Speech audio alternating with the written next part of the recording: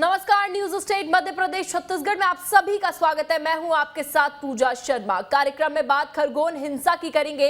दरअसल खरगोन से एक बार फिर हिंसा की खबर सामने आई है। शहर के आनंद नगर में कुछ लोगों ने प्रशासन से गुरुवार की रात पत्थरबाजी की शिकायत की, जिसके बाद पूरे इलाके में दहशत का माहौल बन गया। लेकिन प्रशासन का कहना है कि ये एक अफवाह है।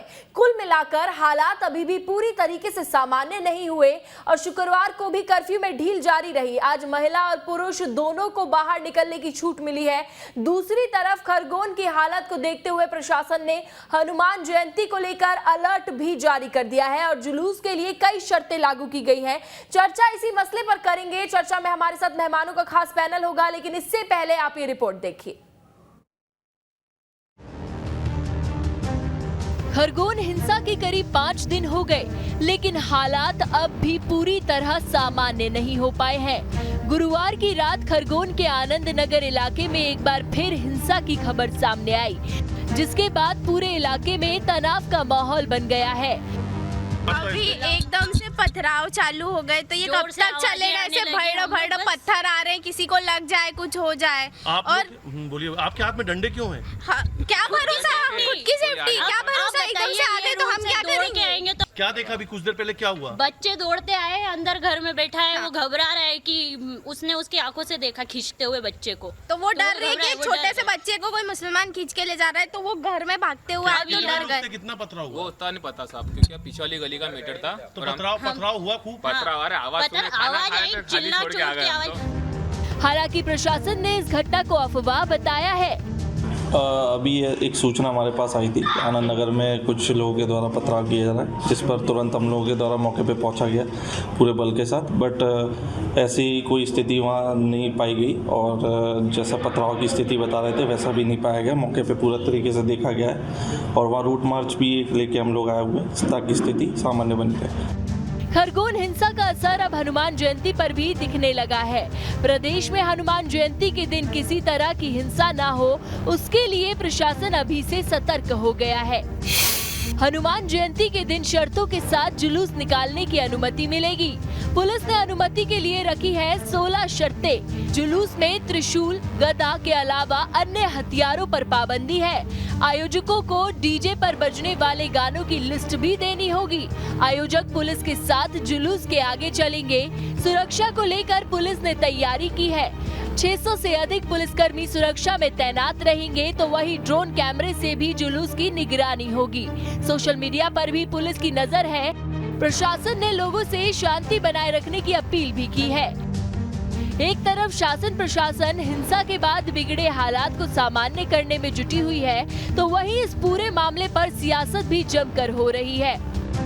ये एजेंडा है आरएसएस और भारतीय जनता पार्टी का एजेंडा है। ये कोई संकोच नहीं है कि इनका सहयोगी दल असदुद्दीन ओवैसी, आईआईएम पार्टी कौन सी भगवान जाने उसकी, ये उसकी सहयोगी भूमिका निभा रहे हैं। कहीं ना कहीं इस तरह के कांड में उनके चक्षुओं की भी भूमिका होती है। ये जानबूझ करके इस तरह का वातावरण तनावपूर्ण हिंदुस्तान भर में फैलाना चाहते हैं। आज़ादी के 75 साल हो गए, तब भी भारतीय जनता पार्टी हम हिंदुस्तानियों को, भारतीयों को हिंदू मुसलमान खिला रही है। बहरहाल प्रशासन की सक्रियता की वजह से शहर में हालात सामान्य हो रहे हैं। शुक्रवार को भी कर्फ्यू में राहत दी गई है और उम्मीद जताई जा रही है कि आने वाले दिनों में स्थिति और सामान्य होगी और खरगोन में लोग पहले की तरह ही अपनी सामान्य जिंदगी जी सकेंगे। Team news state.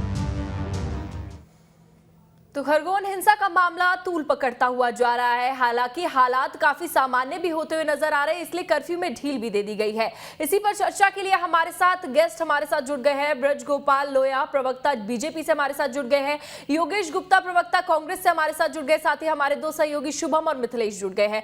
Mithilesh, Khargone में आप मौजूद है। मिथिलेश, जब ग्राउंड लेवल पर आप गए, जो कहा जा रहा है पुलिस प्रशासन की तरफ से कि अफवाह है, उस बात को अफवाह बताया जा रहा है जो देर रात घटना हुई है, ऐसे में लेकिन लोग अभी भी ये कह रहे हैं कि वहां पर पत्थरबाजी हुई है। ऐसे में ग्राउंड लेवल पर जब आप गए तो आपको वहां पर क्या तस्वीरें देखने को मिली?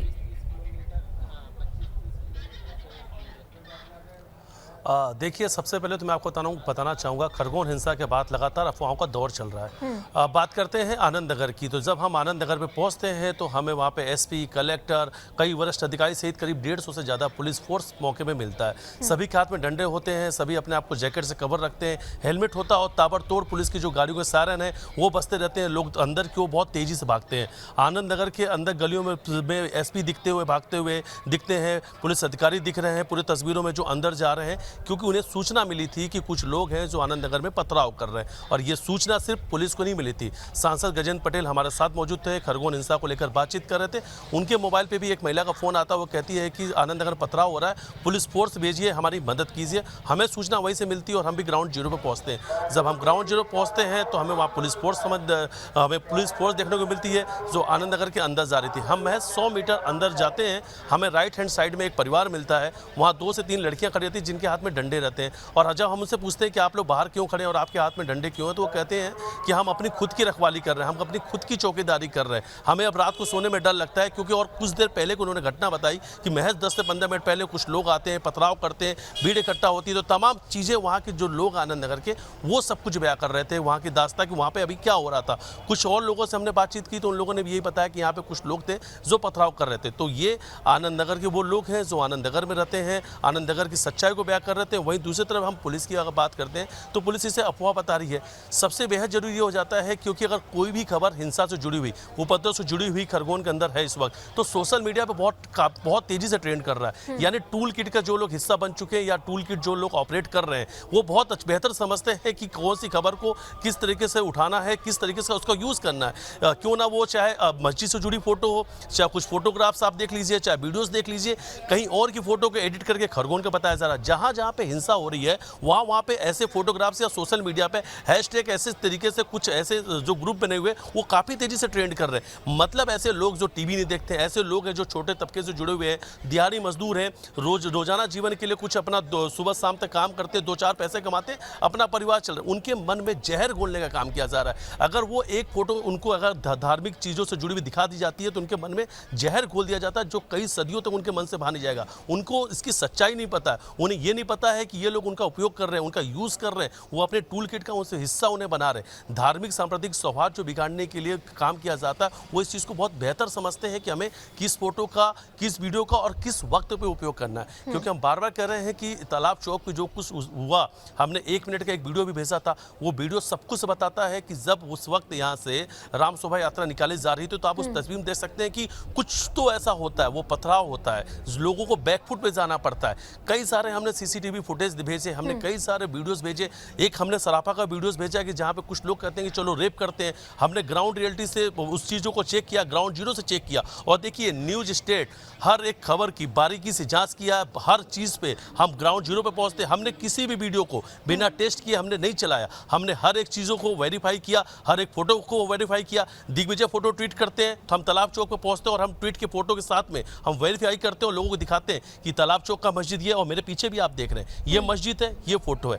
कोई भी वीडियो को हमने सबसे पहले वेरीफाई किया, उसके बाद हमने उस खबर को चलाया, क्योंकि हमें पता है कि एक छोटी सी गलती धार्मिक उन्माद को जन्म देती है और उसी का लोग उपयोग करते हैं और सामाजिक हिंसा को हिस्सा करते हैं, सौहार्द बिगाड़ते हैं, फिजा खराब करते हैं। तो बार बार हम कह रहे हैं कि चाहे वो राजनीतिक लोग हो, चाहे प्रशासनिक लोग हो, जो भी जवाबदार लोग हैं जो इस वक्त इन सब चीजों को कवर कर रहे हैं, देख रहे हैं, बयानबाजी कर रहे हैं, उन्हें अपनी जिम्मेदारी समझनी होगी। क्योंकि आपके बयान से वापस से खरगोन का माहौल खराब हो सकता है, सिर्फ खरगोन नहीं, देश का माहौल खराब हो सकता है। कि आखिर आनंद नगर में पत्थरबाजी हुई है कि नहीं हुई है। मिथिलेश आपके पास आएंगे। योगेश गुप्ता जी, ऐसे में सवाल इस बीच ये भी खड़ा हो रहा है कि आखिर कौन है जो मध्य प्रदेश में अशांति फैलाने की कोशिश कर रहा है?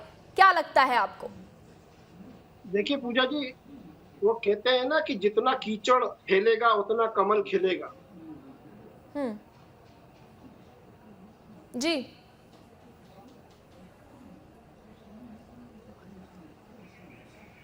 ब्रिज गोपाल, रूप से खरगोन की दुर्घटना बहुत दुर्भाग्यपूर्ण है। आज हिंदुओं के हितों का रक्षा की दावा करने वाली सरकार के नेतृत्व में हिंदुओं का पलायन जारी है। इससे दुर्भाग्यपूर्ण हालत क्या होंगी? आज हमारे हिंदुओं के घरों पर पथराव हो रहा है, उन्हें मारा जा रहा है। वहाँ खरगोन के आज भी 2-3 क्षेत्र संवेदनशील बने हुए हैं। अगर मैं बात करूं आनंद नगर की, अगर मैं बात करूं संजय नगर की, अगर मैं बात करूं मोतीपुरा की, तो यहाँ पर काफी संवेदनशील हालात अभी भी बने हुए हैं। लगातार 5वें दिन सरकार की जिम्मेदारी जवाबदारी बनती है सभी पक्षों को बुलाकर वहां पर फौरी तौर पर एक शांति मार्च निकाला जाना चाहिए। जिम्मेदार और जवाबदार अधिकारियों को तलब किया जाना चाहिए और इस प्रकार का हथियार और पत्थर का असला कैसे जमा हुआ, इसके ऊपर त्वरित कार्रवाई करते हुए जिम्मेदार लोगों को वहां से स्थानांतरित किया जाना चाहिए और धार्मिक उन्माद को भड़काने वाले लोगों पर कड़ी से कड़ी कार्रवाई की अनुशंसा कांग्रेस परिवार की तरफ से मैं करता हूं। लेकिन साथ में यह निवेदन है कि आज हमारा हिंदू युवा जो 35 लाख से ज्यादा बेरोजगार है, उनके हाथ में अगर आज रोजगार होता, आप पत्थर नहीं पकड़ाते तो आज उनके हाथ में रोजगार होता। हमारा किसान हिंदू जो 35,000 से ज्यादा आत्महत्याएं मामा शिवराज के शासन में कर चुका है, लॉ एंड ऑर्डर पूरी तरह से फेल है। अगर भोपाल शहर की बात करें तो 24 घंटे में 4 से ज्यादा बलात्कार हो चुके हैं। फौरी तौर पर गृह मंत्री नरोत्तम मिश्रा जी को इस्तीफा देना चाहिए। उनसे ये गृह मंत्रालय का पद संभालने नहीं संभल रहा है, क्योंकि उनको भाषणबाजी और मीडिया में बाइट देने से फुर्सत नहीं है। अगर वो अपने गृह मंत्रालय पर ध्यान देते तो निश्चित रूप से लॉ एंड ऑर्डर भी सुधरता और खरगोन में शांतिपूर्ण। ठीक है, तो काफी कमियां आपने एक तरीके से बीजेपी की बता दी है। देखिए ब्रजगोपाल लोहिया जी, आपने वो वीडियो देखा होगा, चाहे आनंद नगर की जो फिर से घटना सामने आई, हिंसा की बात आई है सामने, उसमें कहा जा रहा है प्रशासन द्वारा, पुलिस प्रशासन द्वारा कि ये अफवाह है। चलिए चाहे वो अफवाह है या फिर सच्ची खबर है, उसको एक सेकंड के लिए साइड कर दे, लेकिन आपने वो वीडियो देखा जब उस वीडियो में वो जो महिला और वो जो बेटी है डंडा लेकर अपनी सुरक्षा के लिए रात को खड़ी है, उन्हें इतना डर लग रहा है कि कोई भी कहीं से भी आ जाएगा, वीडियो में वो जिस तरीके से कह रहे हैं। ऐसे में सवाल पुलिस प्रशासन पर खड़े हो रहे हैं, आखिर क्या कर रही है मध्य प्रदेश की पुलिस कि लोगों को खुद अपनी सुरक्षा के लिए यहाँ पर डंडे लेकर खड़ा होना पड़ रहा है। जनता इतनी डर गई है, सहम गई है।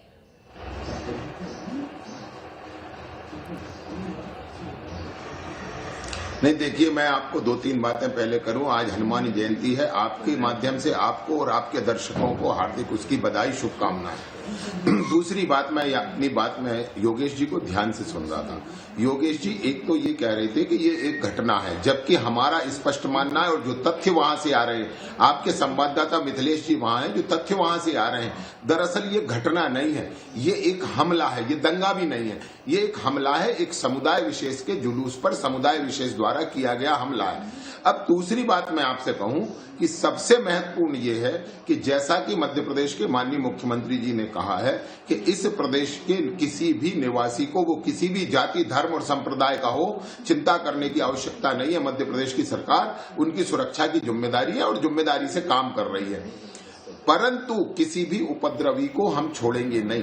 ये जो लोग अभी शांति मार्च निकालने की बात कर रहे हैं, किनका शांति मार्च निकालने की बात कर रहे हैं? उनको जिन्होंने दंगे में पार्टिसिपेट किया। इनकी पार्टी के कई नेता उसमें शामिल हैं, उस पथराव में शामिल हैं, उस हमले में शामिल हैं और उस पूरी घटनाओं में शामिल है। सेंधवा में तो इनके नगर अध्यक्ष उसमें शामिल हैं। प्रश्न इस बात का उठता है कि शांति के लिए पर्याप्त माहौल होना चाहिए।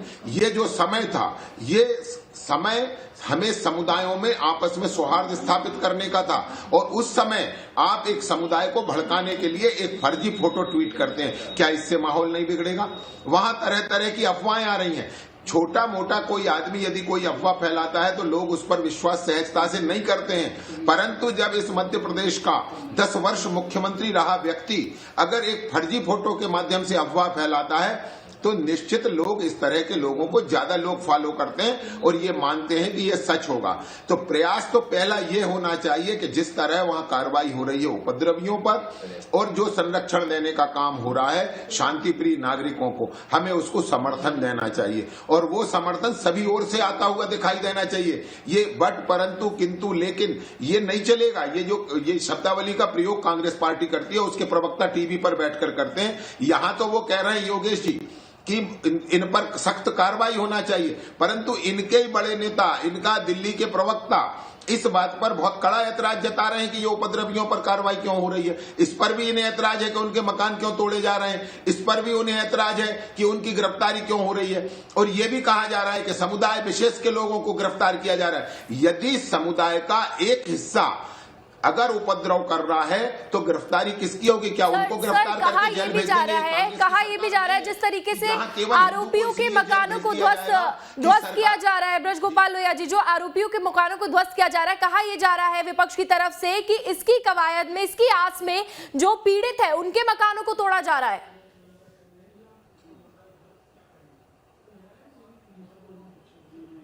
नहीं देखिए, पीड़ित, ये किस पीड़ित का तोड़ दिया? कहीं एक जिक्र नहीं। आपके संवाददाता मिथिलेश जी वहां मौजूद हैं। किस पीड़ित का तोड़ दिया? इन्होंने तो वो एक प्रधानमंत्री आवास टूटा था, उसको भी कलेक्टर महोदय से आपके संवाददाता ने वेरीफाई किया है और उसमें ये तथ्य सामने आया है कि ये जहां स्वीकृत हुआ था उस स्थान पर नहीं बना है, तो ऐसे मकानों को तोड़ा गया है। दूसरी बात, जैसा कि माननीय गृह मंत्री ने कहा है कि ये जो एक संदेश है खड़ा कि यदि आपके घरों से पत्थर फेंके जाएंगे तो निश्चित आपके घरों को पत्थरों में तब्दील किया जाएगा, और ये जो संदेश है दरअसल ये कार्रवाई नहीं है।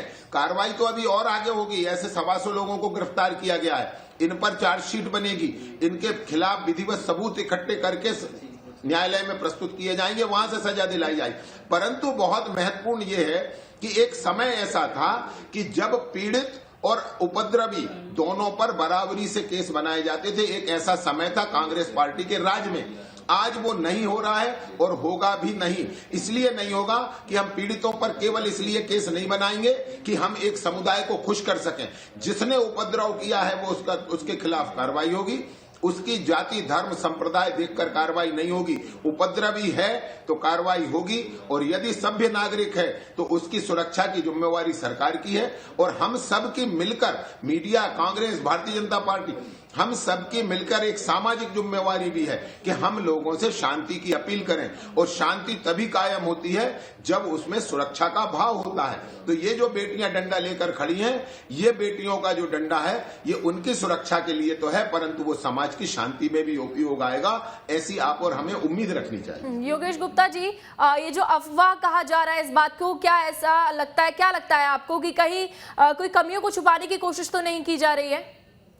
देखिए, आपके रिपोर्टर मिथिलेश जी ने पूरे विस्तृत रूप से जो वर्णन किया है, मैं न्यूज स्टेट के रिपोर्टर्स का धन्यवाद करना चाहूंगा कि वो अपनी पूरी जिम्मेदारियों का निर्वहन करते और कर्तव्य परायण को देखते हुए रिपोर्टिंग कर रहे हैं, और जो सच है वो जनता के सामने लाने का पूरा प्रयास कर रहे हैं। वो अलग बात है, शासन प्रशासन में बैठे हुए लोग इस जिम्मेदारी से मुंह मोड़ते हुए उन चीजों को नकार रहे हैं जो यथार्थ में खरगोन में घटनाएं घटित हो रही हैं। इनके एक बड़े नेता कैलाश विजयवर्गीय जी ने कल एक ट्वीट किया, तेलंगाना का वो ट्वीट था, उसको मध्य प्रदेश के खरगोन क्षेत्र से जोड़ते हुए और पूरे मीडिया में के द्वारा ये प्रचारित किया गया कि इस प्रकार की घटना करने वालों देख लो, हिंदुओं तुम्हारा क्या हुआ। तो ये सांप्रदायिक सौहार्द को बिगाड़ने की जो बात भारतीय जनता पार्टी के बड़े नेता राष्ट्रीय स्तर से लेकर प्रदेश स्तर तक कर रहे हैं, सबसे पहले इन पर रोक होना चाहिए, इनके खिलाफ भी FIR होना चाहिए। कैलाश विजयवर्गीय जी के खिलाफ FIR तुरंत। और सर, जो दिग्विजय सिंह जी ने ट्वीट किया, उसके तो खिलाफ कांग्रेस के काफी विधायक भी हो गए हैं, उस पर क्या कहेंगे आप? क्या वो ट्वीट सही था? क्या उस ट्वीट के जरिए भ्रम फैलाने की कोशिश नहीं की जा रही थी? देखिए, दिग्विजय सिंह जी ने अपनी गलती को स्वीकार करते हुए तुरंत उसे पोर्टल से हटा लिया गया। सर, अगर गलती स्वीकार की जाती तो ये बयान सामने आता कि कितने भी मुकदमे दर्ज हो जाए उनको चिंता नहीं है। ये बयान क्यों सामने आया? नहीं, ये बयान क्यों सामने आया? मुझे जी, देखिए, मुझे बोलने दीजिए। दिग्विजय सिंह जी के उस ट्वीट में उस विवादित फोटो के अलावा जितने भी क्वेश्चन थे वो सांप्रदायिक सौहार्द को लेकर मध्य प्रदेश शासन को कटघरे में खड़े करने के लिए थे कि आपका लॉ एंड ऑर्डर क्या कर रहा है, शिवराज जी आपकी क्या जिम्मेदारी है, आप संवैधानिक पद पर बैठे हुए हो, कैसे इस प्रकार की घटनाक्रम घटित हो रहे हैं। उनके 10 साल के कार्यकाल में इस प्रकार का एक भी घटनाक्रम घटित नहीं हुआ। रिकॉर्डेड है, दिग्विजय सिंह के 10 साल के शासन में एक भी इस प्रकार की घटना घटित नहीं हुई। शर्मनाक है कि हिंदुओं के हितों की रक्षा करने वाली सरकार, शिवराज सरकार के राज्य में, शासन में आज सबसे ज्यादा प्रताड़ित हिंदू हैं, उनका पलायन हो रहा है, उनकी जेबें काटी जा रही है टैक्स की वसूली के नाम पर। पेट्रोल, डीजल, गैस, महंगाई की मार है एक तरफ, युवा बेरोजगार है, महिलाओं से बलात्कार हो रहा है, कुपोषण में मध्य प्रदेश को नंबर 1 मोदी सरकार दे रही है। तो ये चारों तरफ से शिवराज शासन का फेलियर है। इसी के चलते 2018 में मध्य प्रदेश की जनता ने शिवराज जी के नीचे से कुर्सी सरकार ली। लोकतांत्रिक तरीके से पुनः कुर्सी पे काबिज हुए। अच्छा ठीक है और ठीक पुनः है। वही शुभम हिंसा हमारे सहयोगी भी या हमारे साथ बने हुए हैं, शुभम के पास जाना चाहेंगे। शुभम देखिए, आपने सुना लगातार इस मामले पर सियासत तेज हो रही है। कांग्रेस कह रही है कि उनके समय पर तो ऐसी कोई घटना ही सामने नहीं आई, वहां पर बीजेपी उस चीज को अफवाह बता रही है जो कल जो हिंसा हुई है उसको लेकर। ऐसे में आप क्या कहेंगे? पूरी बात आपने सुनी इतनी देर से। देखिए बिल्कुल 2-3 चीज़ें इस वक्त खरगोन को लेकर खासी महत्वपूर्ण हो जाती है। एक तो ये जो लगातार सरकार की ओर से कहा जा रहा है कि जिस घर से पत्थर आएंगे उस घर को हम पत्थर बना देंगे, मकान को मैदान बना देंगे, तो इसमें जो सरकार ही जो गृह मंत्री कह रहे हैं कि अतिक्रमण की जो कार्रवाई थी उसे हमने तोड़ा है। यानी कि जो खरगोन के लोग जो कह रहे हैं कि गली गली से जो है वो लोग आए थे, मोहल्लों से लोग आए थे, उपद्रवी आए थे और उसके बाद जो है वो खरगोन में क्या कुछ हुआ सभी ने देखा। अलग अलग तरह के वीडियो सामने हैं। अब ये 6 महीने 3 महीने 1 साल से जो नोटिस दिए गए थे जिन घरों को लगातार अतिक्रमण के, प्रशासन ने सारे के सारे उन अतिक्रमण को जो है हटा दिया है। यानी कि लोग अभी भी यह मांग कर रहे हैं कि जो असल दंगाई थे उन्हें अभी छोड़ा नहीं गया है और ये सरकार भी स्वीकार कर रही है, क्योंकि ऐसा कोई कानून ही नहीं है जिसके तहत सरकार बिना अदालत में जाए किसी का घर तोड़ दी है। अतिक्रमण के जितने घर थे उसे सरकार ने ढाया है। और दूसरा यहाँ पर जो खरगोन में हम देख रहे हैं कि एक डर का माहौल जो है लोगों के मन में बना हुआ है। आप अलग अलग कॉलोनीज में चले जाइए, रात भर लोग जो है गश्त जो है वो दे रहे हैं। तो ये अभी तक जो है स्थिति वहाँ पर कंट्रोल में नहीं आई है। 2 घंटे की छूट ज़रूर 10 से दोपहर के 12 बजे तक दी गई थी। तीसरा जो शिवम नाम का एक लड़का था 16 साल का, जो उस वक्त भगवान श्री राम के दर्शन करने गया था, वो घायल हुआ था। वो भी 3-4 दिनों के बाद जो है होश में आया है।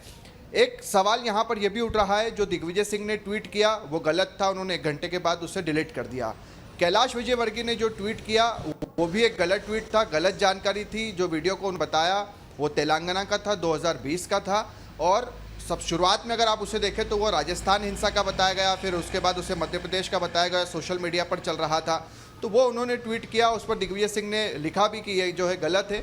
हालांकि बीजेपी के नेताओं ने उसे लेकर किसी तरह की कोई बात नहीं कही। कम से कम कैलाश विजयवर्गीय को उस ट्वीट को डिलीट ही कर देना चाहिए था, तो वो बात वहीं की वहीं खत्म हो जाती।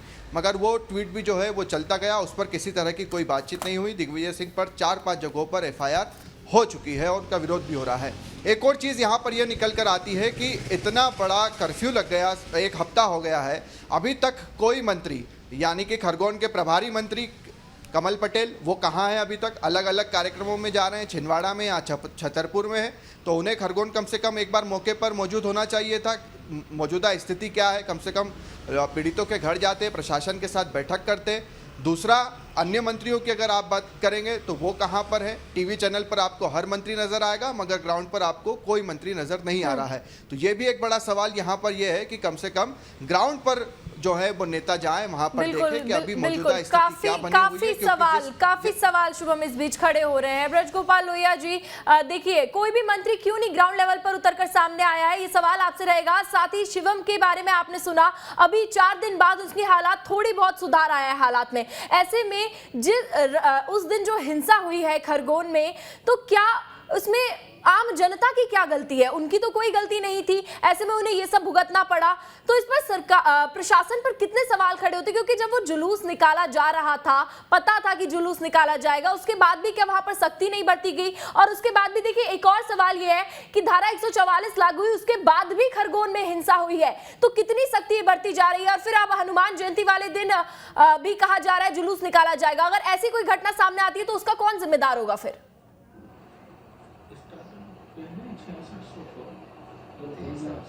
नहीं, देखिए प्रशासन वहां काम कर रहा है। हमेशा एक बात आप ध्यान रखिए, ये जिम्मेदार लोगों की सरकार है, ये जिम्मेदार राजनीतिक दल की सरकार है। आप देख नहीं रहे हैं कि योगेश गुप्ता जी जैसे लोग बार बार जब उन्हें ये कहना पड़ रहा है कि आज मध्य प्रदेश में हिंदू हितों की रक्षा करने वाली सरकार है। दूसरी बात आपको जो महत्वपूर्ण है, अपन आज वो चर्चा करें कि आज आप देख रहे हैं कि शिवम ठीक हुआ है और आप स्वयं ये जानती हैं और पूरा मध्य प्रदेश जानता है, ये पूरा देश जानता है कि अगर इनका कोई अपराध था तो ये केवल इतना अपराध था कि राम के देश में राम के जन्म पर शोभा यात्रा निकाल रहे थे। यदि ये अपराध है इस देश में तो आप मुझे तो बताइए, तो फिर इस देश की संस्कृति क्या है?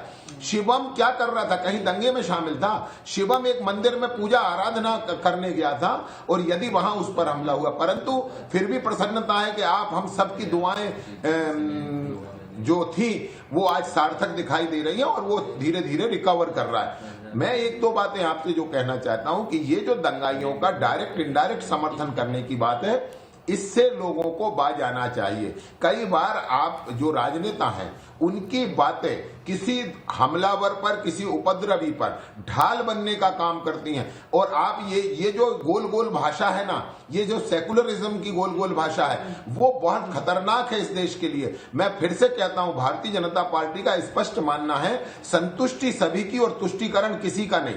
परंतु ये जो कांग्रेस की भाषा होती है, ये हमेशा तुष्टीकरण की भाषा होती है। कुछ नेता हिंदुओं का तुष्टीकरण करते हैं, कुछ नेता मुसलमानों का तुष्टीकरण करते हैं। तो ये जो काम है, ये कांग्रेस की ओर से जो हो रहा है, ये बंद होना चाहिए और वहां शांति और सौहार्द होना चाहिए। और तीसरी बात जो आपने कही है, वहां मंत्री भी जाएंगे और मुख्यमंत्री भी जाएंगे, परंतु एक बार वहां से कर्फ्यू हटने दीजिए। अभी पुलिस और प्रशासन जब लोगों की सुरक्षा का काम कर रहा है, तो उस काम में कोई भी सर, आखिरी सवाल सर, कांग्रेस कह रही है कि हिंदू मुस्लिम के बीच में विवाद कराना बीजेपी का काम है। कांग्रेस ने साफ तौर पर यह कहा है, हिंदू मुस्लिम के बीच में विवाद कराया जा रहा है। नहीं, बिल्कुल देखिए, मैं आपसे फिर कहूं कि ये जो कांग्रेस की संस्कृति है, ये हमारी संस्कृति नहीं है। मैंने अभी भी आपसे कहा था, हम तुष्टीकरण किसी का नहीं करते, ये बिल्कुल सत्य है। और कांग्रेस पार्टी अल्पसंख्यकों का तुष्टीकरण करती है। आपको मैं बता रहा हूं, राजस्थान में क्या किया। राजस्थान में ये कहा वहां की गहलोत सरकार ने कि वहां नारे नहीं लगा सकते, झंडे नहीं ले जा सकते, छत से जुलूस नहीं देख सकते हैं। तो फिर चलिए सर, समय कम है हमारे पास। चलिए बहुत बहुत शुक्रिया आपका हमारे साथ जुड़ने के लिए। और उम्मीद करते हैं, आपने कहा कि मंत्री वहां पर ग्राउंड लेवल पर अब जाएंगे, तो देखने वाली बात होगी कि मंत्री वहां पर पहुंचते हैं, लोगों से, जनता से बातचीत करते हैं कि नहीं। चलिए बहुत बहुत शुक्रिया आप सभी का हमारे साथ जुड़ने के लिए। फिलहाल के लिए इतना ही, और खबरों के लिए आप सब न्यूज स्टेट देखते रहिए। नमस्कार।